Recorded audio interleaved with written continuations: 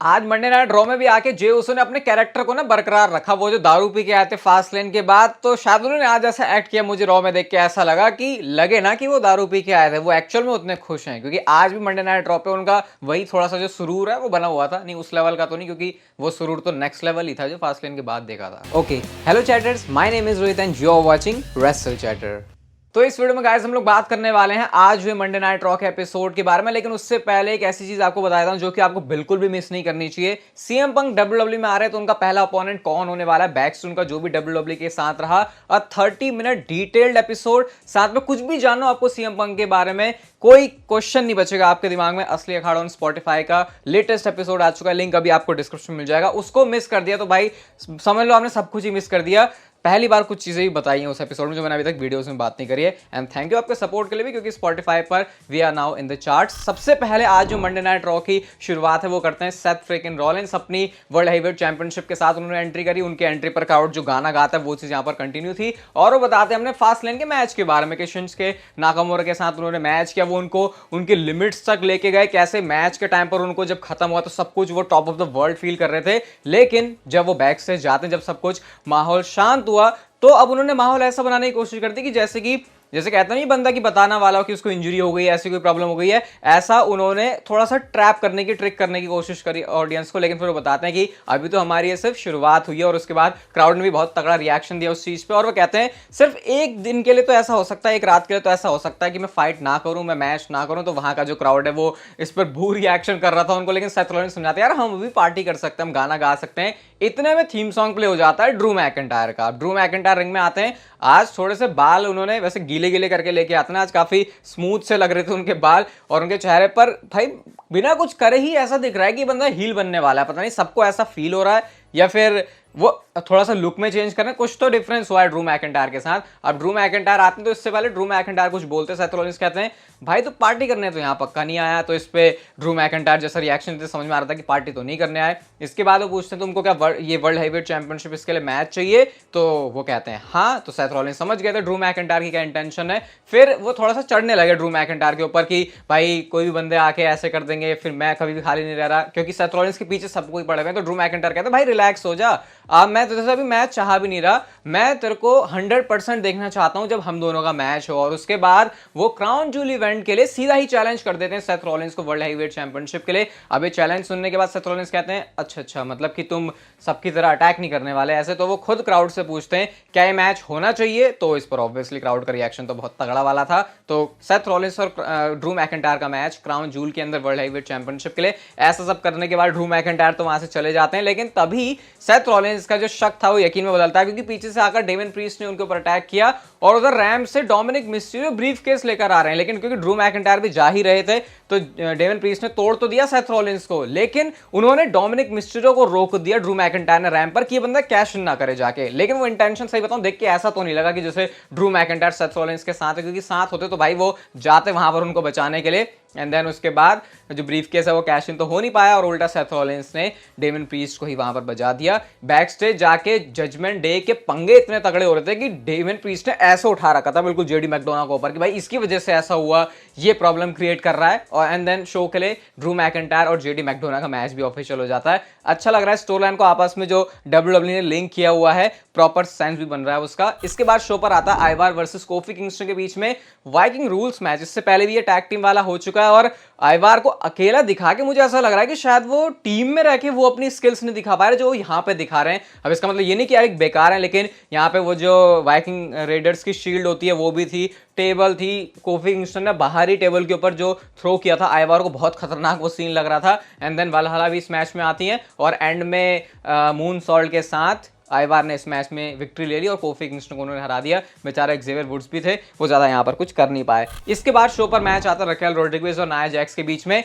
Usually मैं women's division में अभी इंटरेस्ट नहीं रखना है इतना, लेकिन सही बताऊं यहाँ पे जो इन्होंने चीज करी है वो देखने में सच में मस्त है। पहले तो एक पावर बॉम्ब मारा रकेल रोड्रिगेज ने नाया जैक्स को, क्राउड ने उस पर रिएक्शन दिया तगड़ा वाला। अगर विमेंस डिवीजन के मैचेस में रिएक्शन आ रहे हैं तो समझ लो कुछ अच्छी चीज हुई है बहुत ज्यादा। नाया जैक्स के बाद नाया जैक्स और रकेल रोड्रिगेज के इस मैच में रिया रिप्ली ने आकर इंटरफेयर किया, डिस्क्वालिफिकेशन में एंडिंग हो गई। उसके बाद शेना बेजर ने भी आके इंटरफेयर किया और उन्होंने तो उल्टा ही रिया रिप्ली को बजा दिया, जिसकी वजह से अगले हफ्ते इनका मैच भी होने वाला है। तो विमेंस डिवीजन नाया जैक्स के बाद आने के बाद सरप्राइजिंगली मुझे नहीं लगा, मैं कभी बोलूंगा अच्छा काम कर रहा है जो नाया जैक्स ने सारी दुश्मनी सबसे बना ली और हर कोई अब टॉप स्पॉट पर जाने के लिए फाइट कर रहा है, क्योंकि सबको रिया रिप्ली ऊपर दिख रही है। तो ये जो नई चीज डब्ल्यूडब्ल्यूई ऐड करी है विमेंस डिवीजन में, ये देख के काफी अच्छा लग रहा है। और यहां पर तो कोई टाइटल भी इन्वॉल्व नहीं है, वो सबसे अच्छी बात है। इसके बाद शो पर माइकल कोल होते हैं रिंग में और वो इंट्रोड्यूस करते हैं नए अनडिस्प्यूटेड टैग टीम चैंपियंस कोडी रोड्स एंड जे ऊसो को। जे ऊसो अपने वहीं बैक स्टेज से माहौल में ही आ रहे थे, ईट ईट करके उन्होंने रिंग में भी बात करी।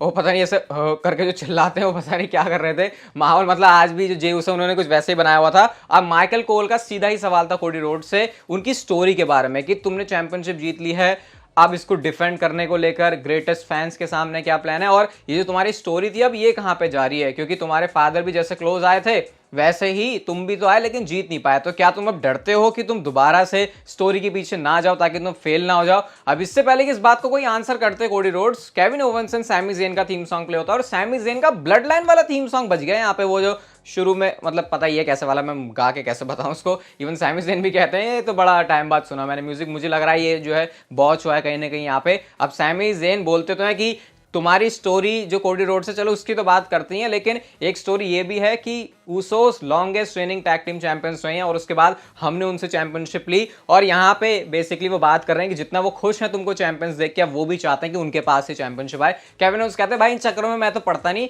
मैं तो साफ सीधा बोलूंगा कि तुम्हारे पास जो चैंपियनशिप है मुझे देख के मजा नहीं आ रहा, मैं चाह रहा हूँ चैंपियनशिप मेरे पास हो। मुझे पता है अगर मैं तुमको चैलेंज भी करूंगा तो तुम एक्सेप्ट नहीं करोगे, क्योंकि जे ऊसो बिल्कुल भी अफोर्ड नहीं कर सकता, फिर वो किस हालत में होगा मुझे नहीं पता, लेकिन वो दोबारा जब हारेगा चैंपियनशिप तो उसे बिल्कुल भी अच्छा नहीं लगेगा। लेकिन कोडी रोड्स डिफरेंट प्लान्स के साथ हैं यहाँ पे। वो क्राउड से पूछते हैं क्या मैच होना चाहिए, ऑब्वियसली क्राउड तो चिल्लाता ही उस पे। और आज शो के मेन इवेंट के लिए अनडिस्प्यूटेड टैग टीम चैंपियनशिप्स के लिए Kevin Owens and Sami Zayn challenge करेंगे Cody Rhodes and Jey Uso को चैंपियनशिप के लिए। तो ये बड़ा ही मेन इवेंट सही वाला डब्ल्यूडब्ल्यूई ने ऑलरेडी सेट कर दिया था। इसके बाद शो पर आता है आईसी चैंपियनशिप के लिए नंबर 1 कंटेंडर बनने के लिए match Ricochet versus Bronson read versus Chad Gable के बीच में। इससे पहले ही बैक स्टेज नाकामुरा के ऊपर रिकोशे अटैक कर चुके होते हैं। तो जब एंट्री कर रहे होते हैं रिकोशे तो उस टाइम पर नाकामुरा ने उनके ऊपर आकर अटैक कर दिया, जीटीएस का भी उन्होंने यूज किया और उसके बाद वो फिनिशर मारने जा रहे होते हैं, लेकिन ऑफिशियल ने आकर सबको जो है हटा दिया मामला। और इस मैच के बारे में मैं क्या तारीफ करूं, कितना अच्छा मैच था। ब्रॉन्सन रीड है जो कि हैवी अटैक्स लेकर आते हैं, चैट गेबल अपने इंप्रेसिव इनिंग स्किल्स की वजह से जाने जाते हैं और एथलेटिक जो एबिलिटी है रिकोशे की, तो मुझे बताने की जरूरत नहीं है इस मैच में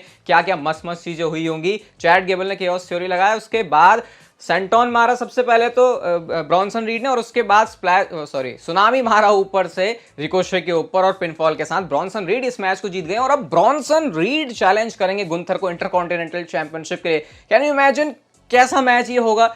भले ही आप सोचो मैच का रिजल्ट शायद प्रिडिक्टेबल है, लेकिन ब्रॉन्सन रीड भाई ये छोटा मोटा बंदा नहीं, इसको हल्के में ले नहीं सकते जो रिसेंटली रॉ में ब्रॉन्सन रीड करके जा रहे हैं। तो मैं तो डेफिनेटली इसके लिए एक्साइटेड हूं। और ये वाला मैच डब्ल्यूडब्ल्यूई ने अगले ही हफ्ते डाल दिया। इसके साथ साथ फॉल्स काउंट एनीवेयर मैच भी है रिकोशे वर्सेस नाकामुरा के बीच में। तो अगले हफ्ते सीजन प्रीमियर वाला मंडे नाइट रॉ डेफिनेटली बहुत कमाल का होने वाला है। इसके बाद शो पर ड्रू मैकिंटायर और जेडी मैकडोना का मैच आता है। डोमिनिक मिस्टर के रिंग साइड में इन्वॉल्वमेंट होनी मुझे इतनी ऑब्वियस ही तो नहीं लगी थी, लेकिन अब ऐसा लग रहा है जजमेंट डे ने जेडी मैकडोना को पार्ट तो रखा है लेकिन नहीं भी रखा है, थोड़ी थोड़ी सैमी ज़ेन वाली वाइब दे रहा है, जैसे ब्लड लाइन में आने की वो कोशिश कर रहे थे ना। तो इसके बाद क्या होता है, यहाँ पे डोमिनिक ने आके इंटरफेयर तो किया बट क्या ही फायदा होता है, उन्होंने फ्यूचर शॉक डीडीटी और एंड में अपनी क्लेमोर मार के ड्रू मैकिंटायर ने मैच में विक्ट्री ले ली है। और अब जेडी मैकडोना को फिर से कुछ ऐसा काम करना पड़ेगा कि उनकी वो अपनी वैल्यू फील करवा सके जजमेंट डे में। इसके बाद हमने एक बैक स्टेज सेगमेंट भी देखा जहां पर इंपीरियम ने डीआईवाई यानी कि टोमासो ciampa और जॉनी गार्गानो के ऊपर अटैक कर दिया है। अब देखो सिंपल सी बात है, डीआईवाई को लेकर प्लान्स तो लग रहे हैं क्लियरली, लेकिन फैंस को कितना पसंद करेंगे ये मैं देखना चाहता हूं, क्योंकि मेन रोस्टर पर वो इंपैक्ट डालना जो एनएक्सटी में डाल चुके हैं चांपा और गार्गानो, मुझे लगता है थोड़ा सा मुश्किल होगा उनके लिए। देखते मेरी बात सही होती है फिर क्या, या फिर मैं गलत ऑब्जर्व कर रहा हूं। इसके बाद शो पर बेकी लिंच और टीगर नॉक्स का मैच था, अच्छा मैच था, लेकिन बताने के लिए ज्यादा कुछ नहीं है यहाँ पे। सबमिशन मूव के साथ बेकी लिंच ने इस मैच में विक्ट्री ले ली। अब गाइस आता है शो का main event, Cody Rhodes and Jey Uso versus Kevin Owens and Sami Zayn championship के लिए। अब क्या मुझे बोलने की जरूरत है, जब चार ऐसे नेम जो कि बहुत पसंद किए जाते हैं डब्ल्यूडब्ल्यूई कंपनी में, जब वो सेम मैच में और मेन इवेंट के अंदर है, तो क्या कितना कमाल का मैच रहा होगा। स्प्लैश था यहाँ पे, ब्लू थंडर बॉम्ब था, एक्सप्लोडर, सुपर किक, कोडी कटर, और सुपर किक तो ऐसी थी कि सुपर किक खेल रहे थे Kevin Owens and Jey Uso, इतनी बार उन्होंने लगातार एक दूसरे को मारी।